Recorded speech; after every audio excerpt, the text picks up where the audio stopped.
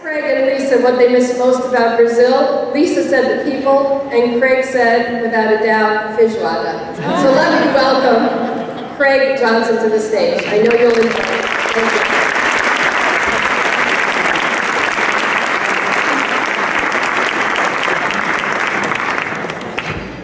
Can everybody hear me okay? In the back, if you can hear me, raise your hand. Great. Okay, we'll start with this. If in the last half hour, if you did not stand up for something, stand up now. Okay, I'd like you all to meet my wife, Lisa.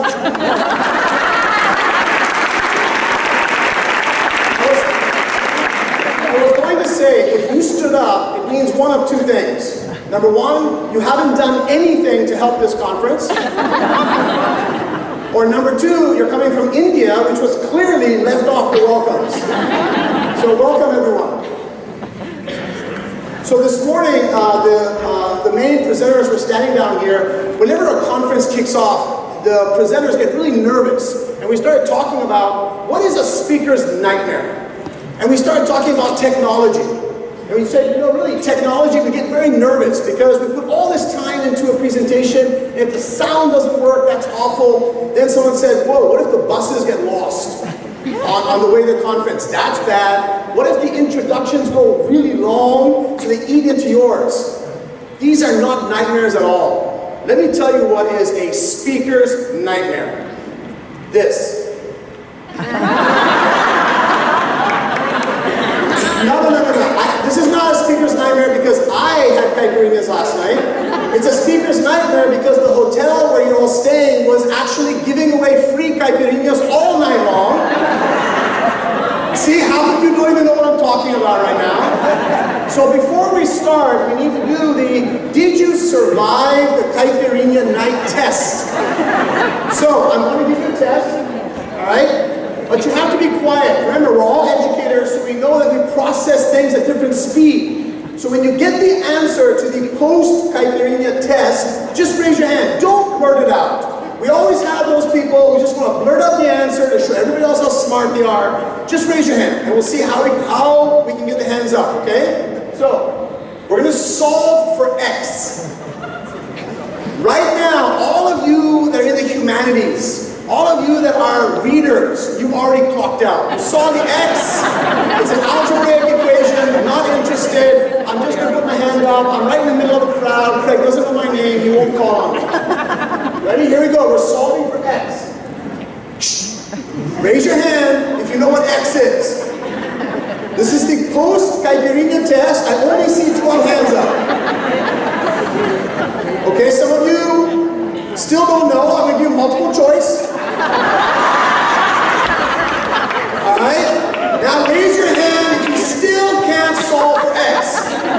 My wife, hand right up.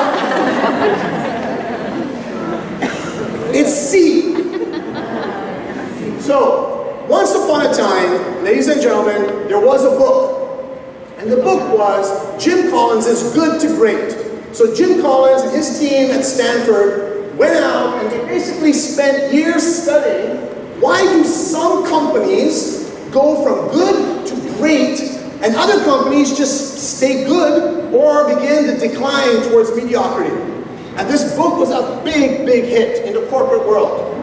Basically, if you want to, by the way, we use the word great all the time. In fact, really, as a principal and as a head of school, when I walk around and I hear teachers talk about how great the student work is, I sometimes say, is it really great? You left that kid thinking his work was great. What is great work? To really think about it.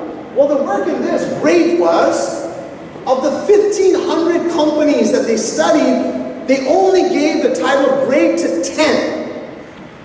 Of the 1,500 companies that they studied, at the end of the day, they said only 10 really became great companies. And because they were companies, and now we're going to turn it into education, the way you became great was, once upon a time, your company and my company, both of our shares, the cost of shares in our company were equal. 10 or 15 years later, my company was worth 7 times what your company is worth. I'm great, and you're not. That's the definition of great. When we think about great teaching, really great teaching, that would be 7 times more effective. Great schools, 7 times more effective than the competition. So, what was it? What was the stages that these companies went through? Literally, what Jim Collins' team said, when all the research was in, they said there were 6 variables that contributed to great companies taking off. Now, all of you keep your educational hats on as we move through this metaphor. Number 1, I don't know if you can read all the way back there, is all of the great companies had what was called a level 5 leader.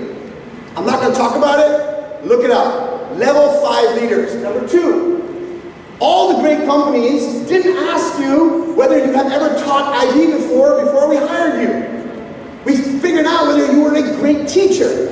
We first talked about who, and then we said go get IB training. We didn't ask what before we hired you. So number 1, leaders that were level 5. Number 2, the great companies went out and they found who they wanted in their company. Then they figured out what to do with them. They just wanted great people. And the characteristics of that, look it up. I'm going to skip number 3, because number 3 is all we're going to talk about today. Number 4 is, the great companies had what they called a hedgehog concept. And a hedgehog concept was basically a mission statement that they truly and religiously followed. Every company knew exactly what they do. And they knew why they did it, and they stayed the course. They stayed the course. In schools, enrollment drops. We start enrolling different kinds of students. We're not meeting their needs. We don't have the services. It's okay. We have to pay the bills. That's a school clearly not following their hedgehog. Number 4, a culture of discipline. Every one of these companies knew when to say yes to what, when to say no to what, who to go after, how hard to work to go and get the right people. It was a culture of discipline.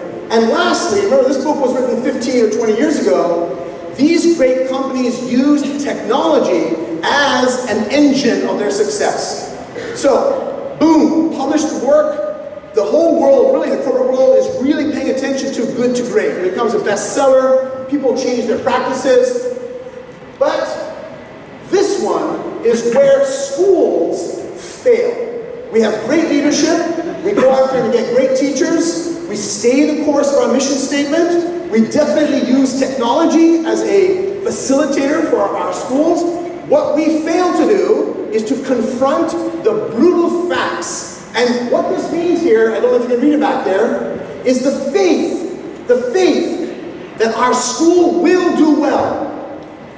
But the honesty to say, what are we currently doing that we shouldn't be doing, and how are we going to be replacing that? This is an area I can assure you in all the schools I have ever worked for, we really struggle with confronting the brutal facts about the educational journey we are putting our kids through. So, I'm going to run you through a couple metaphors. I'm going to, once again, don't blurt out the answer. I'm going to show you 4 fields.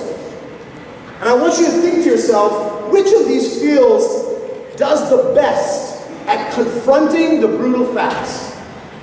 And which is the worst? Kind of a rhetorical question, because education is the worst. So take a look. The medical field, confronting the brutal facts. The military, confronting the brutal facts. Education. The automotive industry. And lastly, agriculture. Just think for a minute, which of these companies has really looked at the future of their industry, confronted the brutal facts, and adapted and moved forward and evolved? I'm going to read out the name. Raise your hand if you think this is it. We'll see where we kind of are. All of you that think it's the medical industry, raise your hand.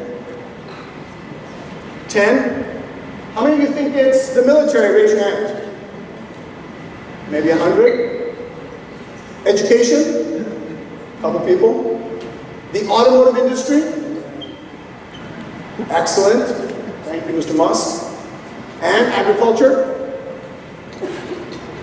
The answer, clearly, look at cars, and look at cars today. Look at agriculture today. Look at medicine today. Look at the military today. The answer is the military.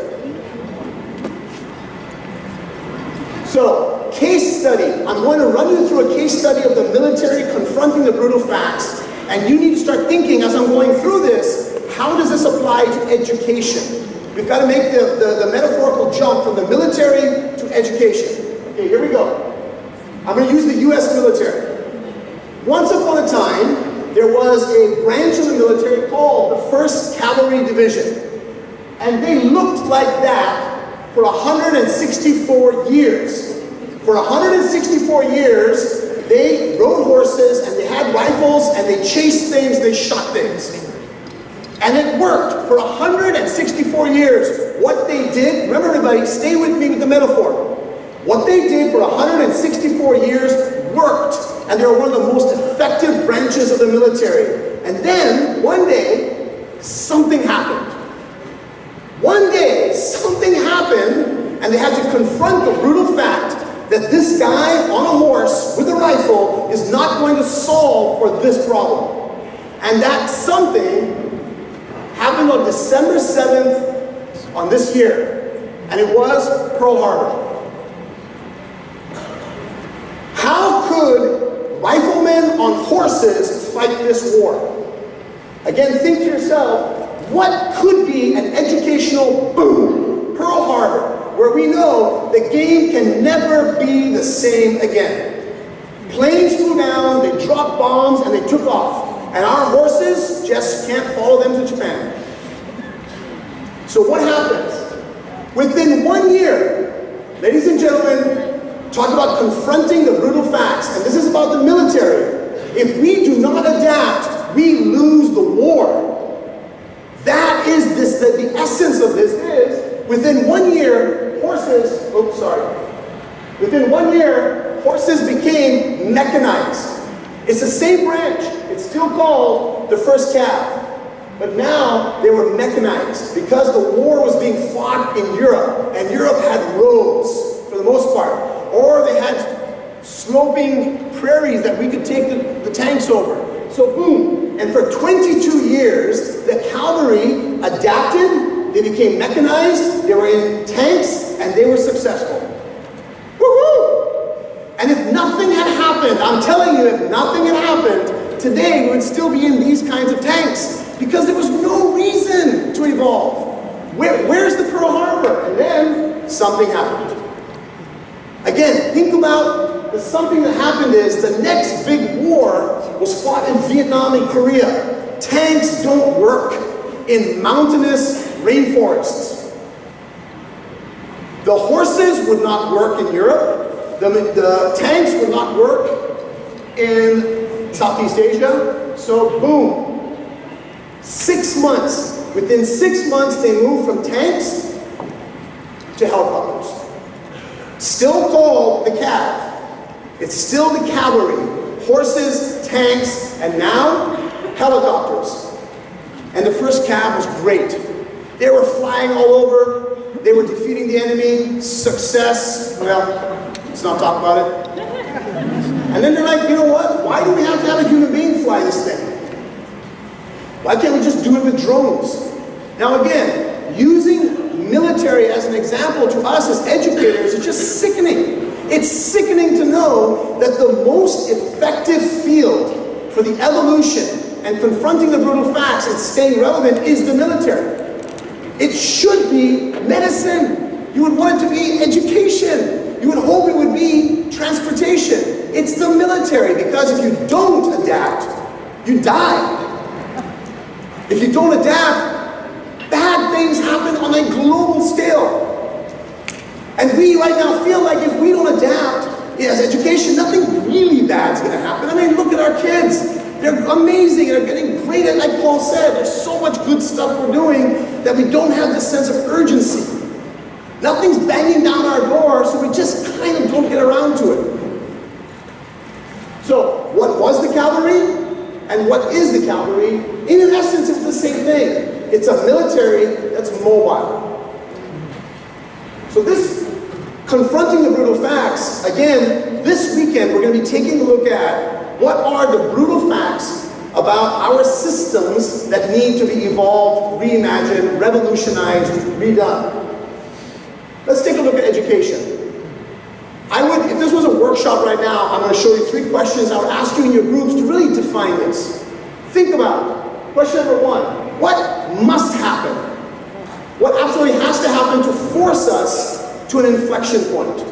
Because right now, if there's nothing that really happens, we'll go incrementally, step by step, change a little bit here, change a little bit there, but we won't revolutionize it. And this weekend is about thinking about revolutionizing, reimagining, rethinking. Number 2, what are the brutal facts? There's 700 of us here. I'm telling you, we could probably come up with a list of 700 things within our domain, within our world, that we could probably reimagine. What are they? And lastly, which of those 700, we can't do it all today, if we really want to jump from good schools to great schools, from your classroom being a good classroom to a great classroom, what are those few things that you would tweak? So recently, I got an email from a colleague that's sitting in this room, and his email to me was this. Dear Craig, I love quizzes. Craig, here's a quiz. What's wrong with this schedule? And he sent me a schedule. And this is a really smart guy. So when I first read the email, it seemed like a really low-level question. I said, no, it's got to be a trick question. So I started thinking about it. He sent me this schedule. That's it, email. Dear Craig, what's wrong with this schedule? So everything that's going through your head right now, I wrote back. I said, this is wrong, how long are the periods, what days, what comes first, is there anything going on, is there interconnectedness, is it project-based, all that stuff I wrote. He goes, the answer, there's nothing wrong. It's my grandfather's 9th grade schedule from 1912. He found his grandfather's schedule for school. And I thought he was actually like a current schedule. These are my 3 sons. Some of you that knew my boys, you remember when they were there.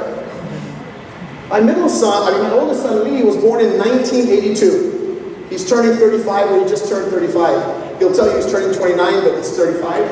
And the same year that Lee was born in the United States, this research tool was published, A Nation at Risk. In 1982, the United States government paid a bunch of researchers to go out and say, look at our education. And they actually said in 1982, your educational system in the United States is at risk. You are a nation at risk. I reread this recently. Well, I didn't read it, just went through it.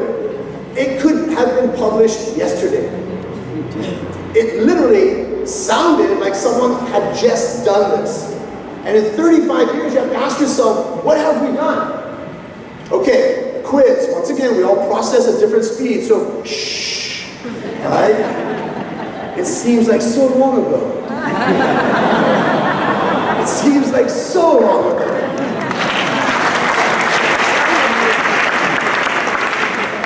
Okay, here's the quiz. It's from Marx's 21 Trends for the 21st Century. I'm going to give you a question and a follow-up question, and just give you 10 seconds to think about the answers. Question number 1. What is potentially one of the greatest sources of energy on the planet? Right there, all of you non-science people, you already turned it off. I'm not interested. And number 2, knowing that, what actually consumes the most energy? Just think about that for a minute. The greatest source of energy and what consumes that. And this is coming from Marx's 21 Trends in the 21st Century. And the answer is, human ingenuity is the greatest source of energy. And if that's the greatest source of energy, if human ingenuity is the greatest source of energy, what is consuming it is our ongoing battle to maintain the status quo. Everyone in this room has used your human ingenuity to try to propel something forward, and the status quo has shut you down. And you're exhausted, you're spent, you're empty, you're burnt. What was school? What is school? Well, if the cavalry once upon a time was mobile military and now is still mobile infantry, I thought about this. So I went to Encyclopedia, of course, Encyclopedia Britannica, to get an answer to this. And the answer is, a school is an institution designed for the teaching of students under the direction of teachers. But the real irony here is that since 2010, they've not published Britannica. Encyclopedias haven't been published for 6 years, 7 years. They've confronted the brutal facts. No one's gonna buy a paperback or a hardback encyclopedia. How do we stay alive? They could have held on to that. Let's keep printing, let's keep printing. Not happening. So, 60-second metaphor. I hope the sound works on this. I'm going to show you a clip. Let me see, I'm going to show you a clip from the movie Apollo 13. If you don't remember that, because you're not 55 years old or like I am. So, we're going to the moon, and we're coming back, and on the way back, something happens in the rocket that we're not going to have enough oxygen to make it home alive. Carbon monoxide is getting produced, and the filter is not cleaning it. Now remember, you're coming back down to earth. You can't just pull over to a gas station and check. Stay with me. We are schools. We're going. You can't just stop school, take 3 years off, fix it, redesign it, and put it back in the... You're moving. We are rockets that are moving. We are in orbit. We are flying at literally supersonic speeds. So the team on Earth is going to have to tell the people in the sky, us, you have these materials, try and make it work. And this is a great design thinking example for about 60 seconds. So let's watch this. So, again, they know there's a problem with the air. They're all going to die if we don't fix the air filter system. Sound? Okay, sound's not working. Try it again.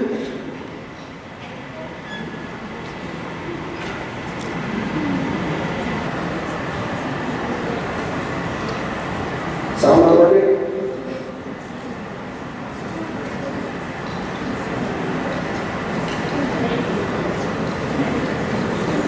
Okay, we're going to do it one more time, and I'm going to tell you what's happening. Here we go. Oh, boss, you're not going to believe this. We got a serious problem. We got a problem.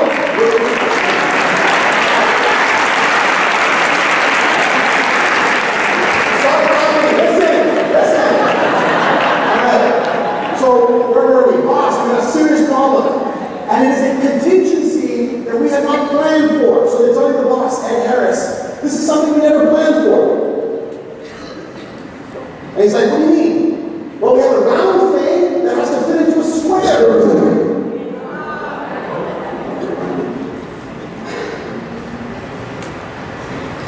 So right here, they say a round thing has to fit into a square. And he says, this has got to be a government operation. Okay, are we good on sound? Here we go.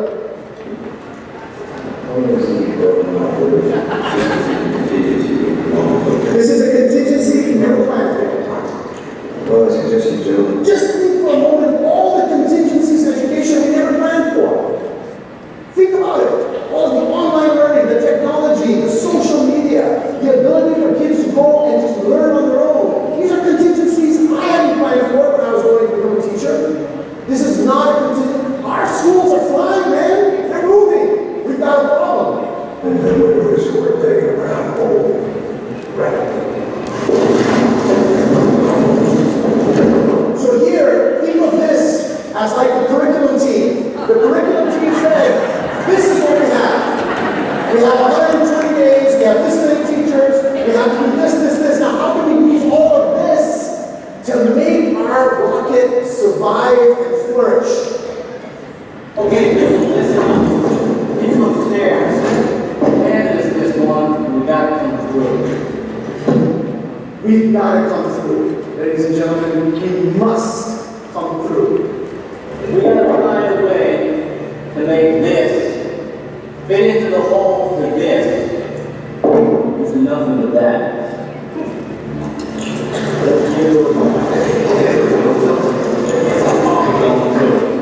So they go out trying to make this fit into this and only this, and the last line, which I'm sure you didn't hear, was, let's get busy, somebody go make some coffee. So the last line is, this is going to be hard work, it's going to be exciting work. Failure is not an option. Failure is not an option. And the beauty of our jobs is also, the worst part about it, we could actually not do anything different for the next couple of years, and our kids would be amazing. Our kids would be happy. They have friends, they have social and emotional growth, and then they go off and really learn what they need to know to work in the workforce on their own. They will, and then when you send them an alumni letter, they'll give you money 30 years from now, because they love school. Kids love school. So, in preparing for this conversation, which I've been having this conversation with other heads of schools for years now, I actually said, let's take a look at the brutal truth. And where do you go to find the truth? You go to Google. So I went to Google and I actually said, I typed in educational challenges. I typed in educational challenges in Google, and I got 100 million. I got 100 million educational challenge hits. I was like, oh, that's too much. Let's focus on opportunities, and I'm sure you can do that. So, raise your hand if you think, when I Googled opportunities, was it more than 100 million, or was it less than 100 million? So, challenges was 100 million. I did a new search. Some of the young teachers are Googling it right now. All the kids know the answers already. And even in Siri, which is more, challenges or opportunities. Raise your hand if you think there are more opportunities than challenges. How many of you think challenges are more? You are wrong. Not only are you wrong, you're like really wrong. 6 times. There are 600 million hits now. I don't even know what they said. I just was looking at the quantum. When I Googled challenge, I got 100 million hits. When I Googled educational opportunities, I got 600 million. And that's exciting. But since I couldn't deal with the numbers, I said, I'll do what a lazy person does. And I sent 3 questions to 100 heads of school. There's an organization called AASSA, A-I-S-H. It's the Academy for International School Heads. And we have an email. So when I sent it out, it goes to everybody. And so I did that. And I'm going to share with you what feedback I got from 100 heads of school. I asked them 3 questions. Question number 1. How satisfied are you with the current state of international education? Very simple. Are you highly satisfied? Are you satisfied? Are you dissatisfied? Or are you highly dissatisfied? Just think to yourself how you answer that. This is how the answers came out.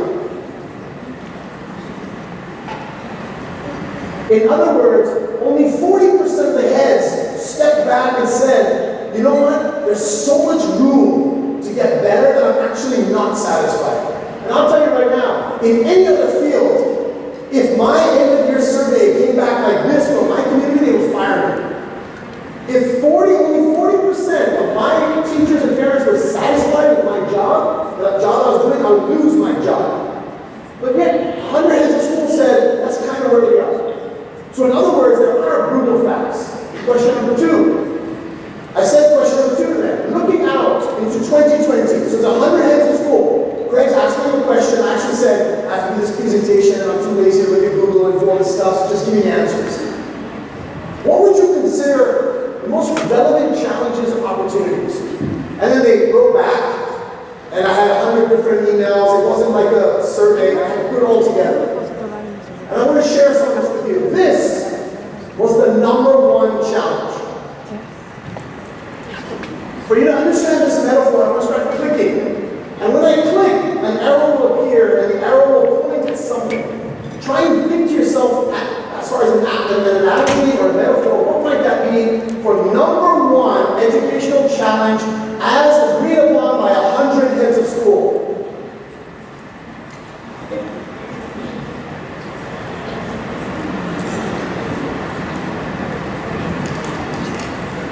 There are 5 arrows. There's a metaphor happening here.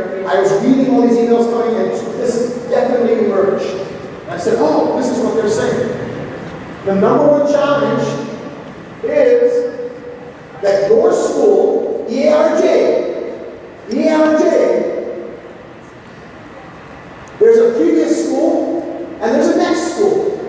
Many of our schools, especially the region I come from, in the American School of Bombay, the average student stays with me for 3 years and they're gone. They come to me from you, they spend 3 years, they go to Bangkok. This is a major problem. I'm going to tell you why it's a problem. So, in other words, it's that, and teachers. I hire your teachers, they stay with me for 4 years, and they go somewhere else. That's a problem. It's a great opportunity, too. I'm going to dig into this. And the other one is, our schools are the dog that is being wagged by third parties. And you did not hear me say SAT. You did not hear me say IB. You did not hear me say college placement. You did not hear me say accreditation. But these are all third parties. They're wagging us.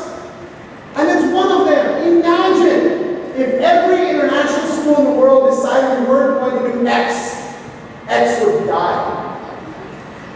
If we said we're no longer opening door B would not be opened again. And this is where I'm coming to. So, the big problem is our independence, the American School of Bombay's independence, but the interdependence of all of our schools collectively. We are in an ecosystem. We are in a huge global community. And this is a challenge and an opportunity.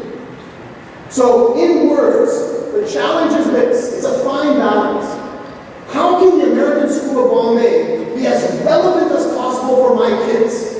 If I suddenly said, I don't think we should teach chemistry in 10th grade, that's a problem. Because my kids are going to leave after 10th grade and go to your school and they're going to be expected to have known chemistry. So I kind of have to. I was meeting with about 250 of my parents a couple of years ago and I said, every once in a while I'll say something that just comes back to haunt me. And I said, if I had our kids from kindergarten to 12th grade and I had my teachers 12 years, we would stop doing 25% of what we're currently doing. For the next 2 years, everybody want to know, what are we doing we shouldn't be doing? You just said you cut 25% of what we're doing. What is it? So we had to go through this process of why are we actually doing things if we think we wouldn't if we had our kids and teachers forever. So this is the challenge. How will you as a classroom, teacher, how can you make your third grade as relevant as possible for your third graders, but make sure when they go to fourth grade that they're prepared for fourth grade? Even if that fourth grade is on a different planet than you are. How frustrating is that?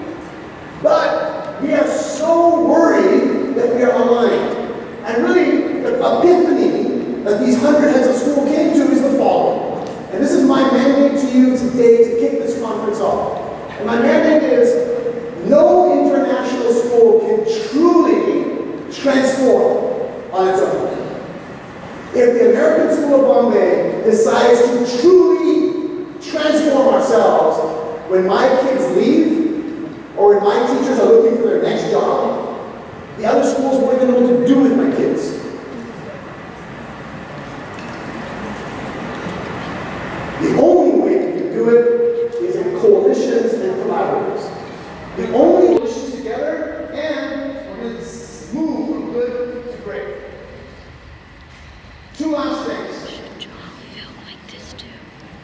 I told you, you got 6 minutes. Day 1. Since we're in Brazil, and since it's an AASSA conference, and since it's my return to AASSA, I want to dedicate my time and my keynote to David Tully. Many of you might know him. He had a huge impact on many of us here, so I want to dedicate a bit of this conference to David Tully. My second thing is, I was running recently in preparation for this conference, and a song came up. I started listening to this, and I always do this when I'm thinking about my presentation at the conference. Things that come on, I can see the metaphor. And suddenly the re-conference entered. And I want to share some of the lyrics with you. And we have sound? Sound? You with me? I'm not going to sing the song. Are you with me? Okay. A couple of lyrics. Just some snippets. Because a vision softly is creeping. So write down in your heads, there's a vision, a re-visioning, creeping. People talking and talking and talking, but not speaking. We're talking.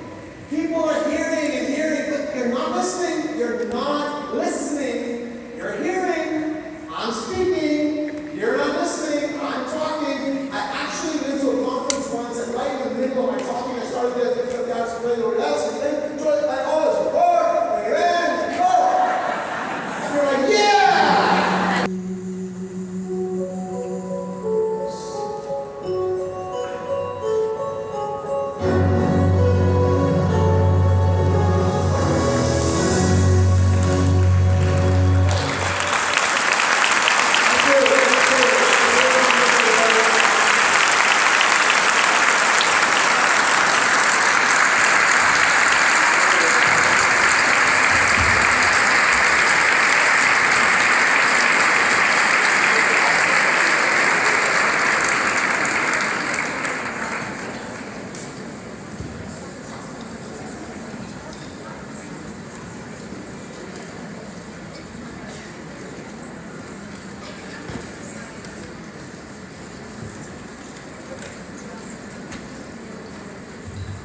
Thank you, Craig.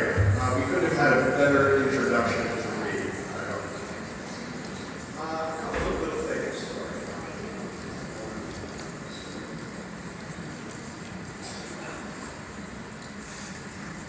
Just a couple of announcements. Kind of important things. There are charging stations, as we all have electronic goodies, in rooms 17 and 22. And I ask that nobody play Secret Santa and steal somebody else's things. This is a major trust exercise. Craig talked about the institutes. Again, you have to sign up for the institute, today's institute, right away if you haven't. During this coffee break, we're going to print the list of who's in today's sessions. We'd like to have a really solid group. It's in the program.